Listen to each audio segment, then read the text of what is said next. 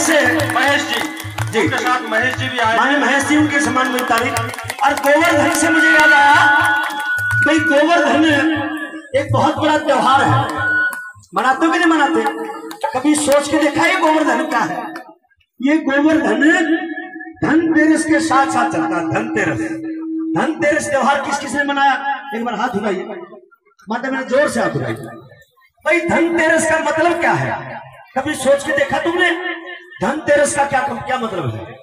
देखो धनतेरस, भाई माता मैंने ध्यान से सुनो, ये बातें रोज रोज सुनने को नहीं मिलेगी।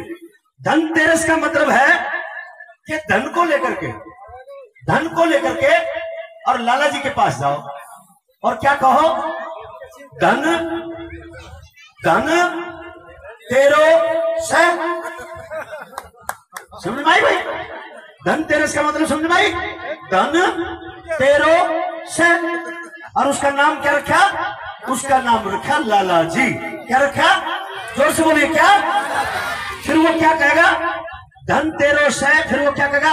लाला जी। ला भाई, जब धन मेरा है तो ला लाला जी, ला भाई। और फिर क्या कहेंगे? लाला जी धन तो तेरस है और बच्चों के लिए पटाखे दे दे। और फिर हम लाऊं पटाखे और फिर घर आके क्या करेंगे? फुश। हाँ? धन तो गयो लाला जी के पास, धन गयो लाला जी के पास और अपने बाटे की आई फुश। समझ में आएगी नहीं आई? और फिर क्या करेंगे? धन गयो लाला जी के पास और बहुत सारा गाय भैंसों की लेटरिन लाओगे उठा के, और लेटरिन को उठा के फिर उसको बड़ा सा गोसा बना के, उपला बना के, और फिर उसमें देसी घी के दिए, धूप बत्ती और सामग्री डाल के, और फिर कहेंगे लाला जी धन तो तेरो से और गोबर धन मेरो से। क्या गोबर पूजने से तुम्हारा कल्याण हो जाएगा? नहीं, तो आज जागने की जरूरत है। कैसे? ताली मार के। क्या कहना? बहुत अच्छा, ताली मार के। क्या बात है, क्या बात है, बहुत अच्छा सही काम भाई।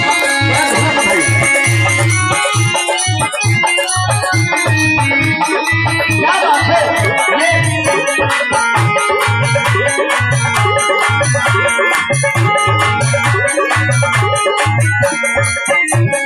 जोर से सुना, जोर से।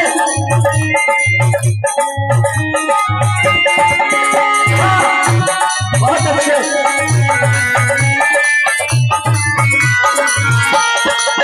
हाँ, संविधान में बाबा साहब ने सारे हक दिलवाए रे। हाँ, संविधान में सारे हक दिलवाए रे। पशुओं जैसा जीवन था पर हम इंसान बनाए। बोलिए, पशुओं जैसा जीवन था पर हम इंसान बनाए। वही मरते दम तक ना भुलाएंगे, मरते दम तक ना भुलाएंगे।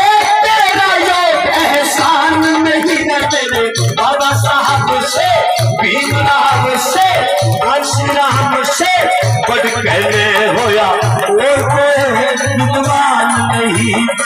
बाबा साहब से बड़ कहने होया और कोई विद्वान नहीं। ताली मार के तेरी जय हो भीम महान, तन्ने बना दिया। तेरी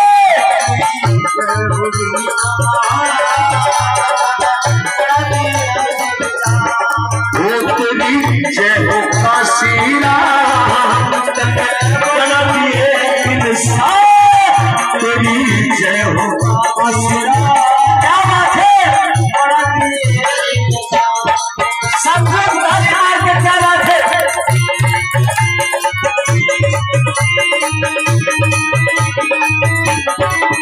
जियो।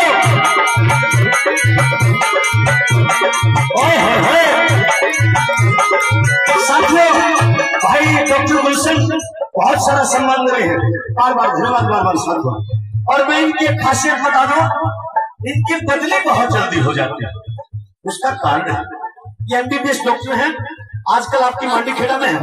साथियों, इनकी बदली बहुत जल्दी हो जाती है। वो क्यों होती है? क्योंकि सरकार मनवादियों की चलती है और इनका मिशन, इनका मिशन दलितों का चलता है। इसलिए इनकी बदली बहुत जल्दी हो जाती है, लेकिन जहां भी जाते हैं वहीं पर मिशन खड़ा कर देते हैं। तो मेरे भाई के लिए जोरदार ताली बजा के दूंगा स्वागत। और गौर से लाइनों को सुना, बहुत अच्छे कैसे, मेरा ध्यान से सुना, बहुत अच्छे।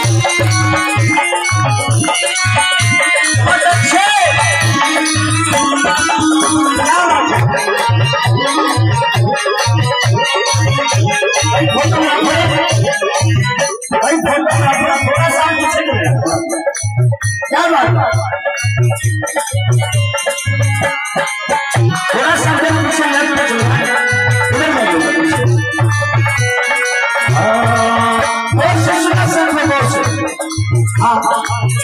हाँ, छूना भी था, छूना भी था बाप जिसका, उसका लिया राज सभी बोले।